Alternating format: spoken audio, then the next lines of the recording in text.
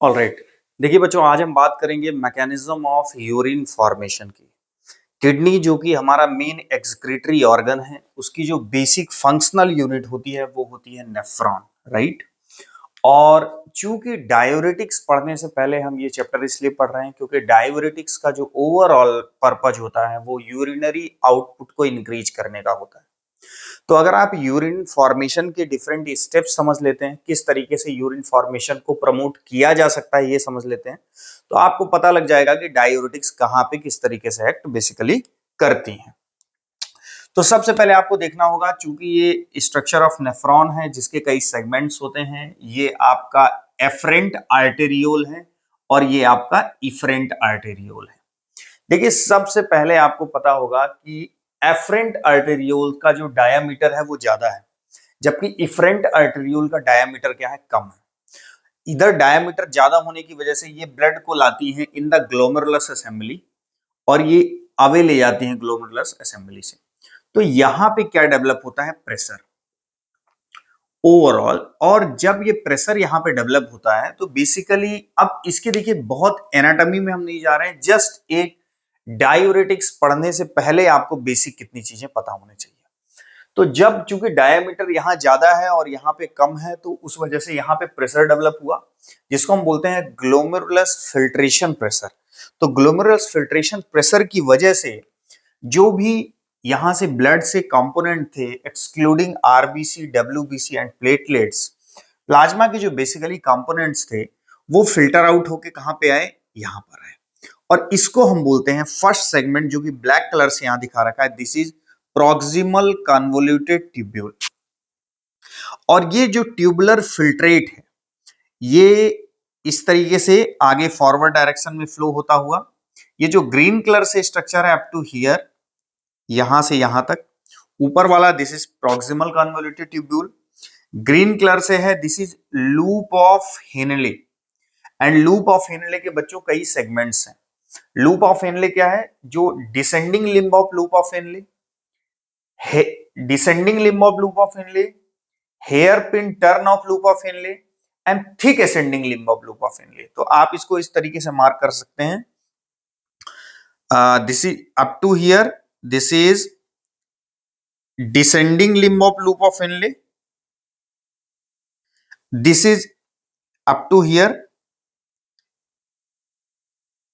hairpin turn of loop of Henle, and this is ascending limb of loop of Henle, and this is ये जो segment है green colour से, this is thick ascending limb of loop of Henle, thick ascending limb of loop of Henley.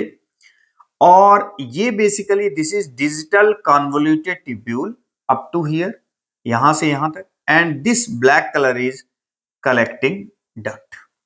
So these are the various segments of the nephron. Segment आपको इसलिए पता होना चाहिए ताकि, क्योंकि कई नंबर ऑफ डायूरेटिक्स हैं वो स्पेशल सेगमेंट्स में एक्ट करती हैं। तो बेसिकली देखिए सबसे पहला जो स्टेप होगा यूरिन फॉर्मेशन का वो होगा ग्लोमेरुलस फिल्ट्रेशन। ग्लोमेरुलस फिल्ट्रेशन जितना ज्यादा होगा, वो तो बट ऑब्वियस सी बात है कि फिल्ट्रेशन रेट जितना ज्यादा होगा वही यूरिनरी आउटपुट उतना ज्यादा होगा। तो ग्लोमेरुलस फिल्ट्रेशन अगर हम देखें, ग्लोमेरुलस फिल्ट्रेशन अगर हमारा क्या है, हाई है, तो आपका जो यूरिन का आउटपुट है वो भी क्या होने वाला है, हाई होने वाला है। तो इससे आप क्या कोरिलेट कर सकते हैं कि जो ड्रग ग्लोमेरुलस फिल्ट्रेशन को बढ़ाएगी, मींस अब ग्लोमेरुलस फिल्ट्रेशन से क्या बात समझ में आई, देखिए अगर यहां पे जितना ज्यादा ब्लड फ्लो होगा उतना ज्यादा यहां पे प्रेशर डेवलप होगा। इट मींस जो ड्रग यहां पे ज्यादा से ज्यादा ब्लड फ्लो को बढ़ाएगी वो ग्लोमेरुलस फिल्ट्रेशन रेट को बढ़ाएगी, नंबर वन।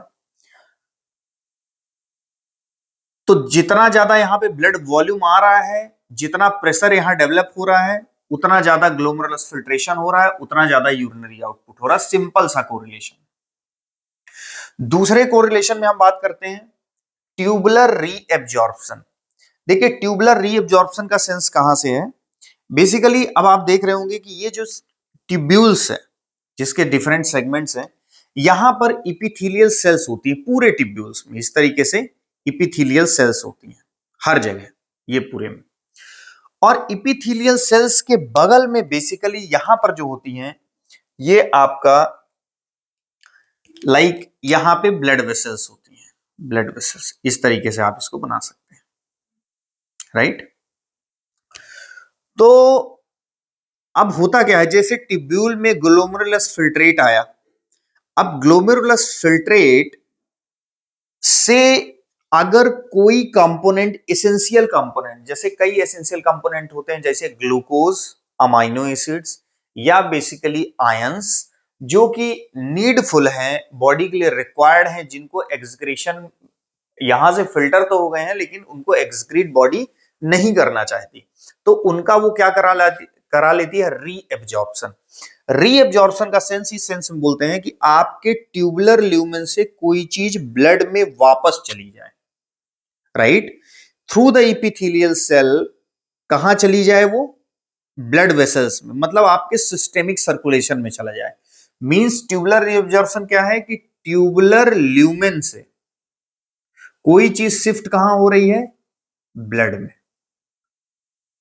और कोई चीज ब्लड में शिफ्ट हो रही है तो ओवरऑल जो यहां पे यूरिनरी आउटपुट हुआ, क्योंकि वो चीज ल्यूमेन, भाई ल्यूमेन वाली चीज ही शिफ्ट होके आगे आएगी, बनाएगी यूरिन। तो अब ट्यूबुलर ल्यूमेन से जितना ज्यादा रीएब्जॉर्प्शन होगा, इट मींस फ्लूइड से एसेंशियल कंपोनेंट कहां चले जाएंगे, ब्लड में, along with the water।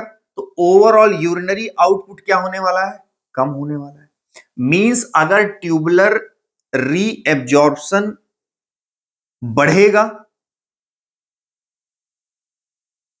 Tubular reabsorption बढ़ेगा तो डायरेक्टली प्रोपोर्शनल, इनवर्सली प्रोपोर्शनल किसके होगा, यूरिनरी आउटपुट के। यूरिनरी ट्यूबुलर रीएब्जॉर्प्शन बढ़ा तो यूरिनरी आउटपुट कम हो गया, क्योंकि चीजें कहां चली गई, एसेंशियल चीजें कहां चली गई, ब्लड में चली गई। मींस ट्यूबुलर फ्लूइड में जब बेसिकली आप बात करते हैं रीएब्जॉर्प्शन को बढ़ाने की, इट मींस आप बात करते हैं ट्यूबुलर ल्यूमेन से शिफ्ट करने की एसेंशियल कंपोनेंट को, कहां पे, ब्लड में। जस्ट इसका अपोजिट होता है क्या, ट्यूबुलर सिक्रीशन, जिसको हम एक्टिव सिक्रीशंस बोलते हैं। तो एक्टिव सिक्रीशन में आपके ब्लड में से प्रेजेंट कंपोनेंट कहां सिक्रीट होंगे, इन द ट्यूबुलर ल्यूमेन। और वो किस लिए होंगे, क्योंकि because there will be a transporter, जो ट्रांसपोर्टर हुक करके इसको कहां थ्रो कर देंगे, ट्यूबुलर ल्यूमेन में। तो बच्चों एक्टिव सिक्रीशन में क्या हो रहा है कि आपके ब्लड से चीजें कहां शिफ्ट की जा रही हैं, इन द ट्यूबुलर ल्यूमेन।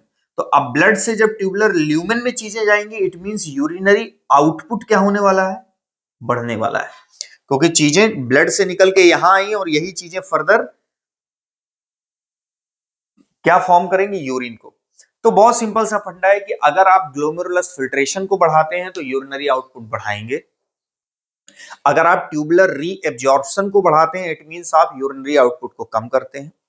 अगर आप ट्यूबुलर सिक्रीशन को बढ़ाते हैं तो आप यूरिनरी आउटपुट को बढ़ाते हैं, राइट।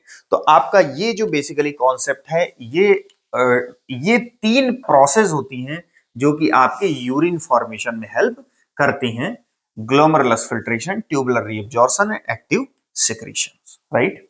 अब हम डायूरेटिक्स की जब हम बात करेंगे तो डायूरेटिक्स, चूंकि ओवरऑल डायूरेटिक्स क्या करेगा, यूरिनरी आउटपुट को इंक्रीज करेगा, तो नो डाउट है ग्लोमेरुलस फिल्ट्रेशन को क्या करेगा, बढ़ा रहा होगा। अब डिफरेंट ड्रग की अलग अलग हम बात करेंगे स्पेसिफिक, तो यूरिनरी आउटपुट बढ़ रहा होगा, इट मींस ग्लोमेरुलस फिल्ट्रेशन बढ़ रहा होगा। ट्यूबुलर रीएब्जॉर्प्शन क्या हो रहा होगा, tubular reabsorption means tubular lumen से ब्लड में जाना, तो ट्यूबुलर रीएब्जॉर्प्शन क्या होगा, अगर कम होगा तो यूरिनरी आउटपुट बढ़ेगा। सिक्रीशन की अगर हम बात करें, एक्टिव सिक्रीशन क्या होगा, ज्यादा होगा तो यूरिनरी आउटपुट बढ़ेगा। मतलब ये तीन चीजें कौन करवाएगा, डायूरेटिक्स। अब different diuretics different different role करती है, तो वो हम स्पेसिफिक बात करेंगे स्पेशल डायूरेटिक्स के केस में। तो ये इसका ओवरऑल एक पिक्चर है कि आपको इतनी बेसिक चीजें पता होना चाहिए ताकि डायूरेटिक्स चैप्टर पढ़ने से पहले। अगर आपको वीडियो समझ में आते हैं तो आप चैनल को सब्सक्राइब करें और वीडियो को लाइक करें। Thank you very much.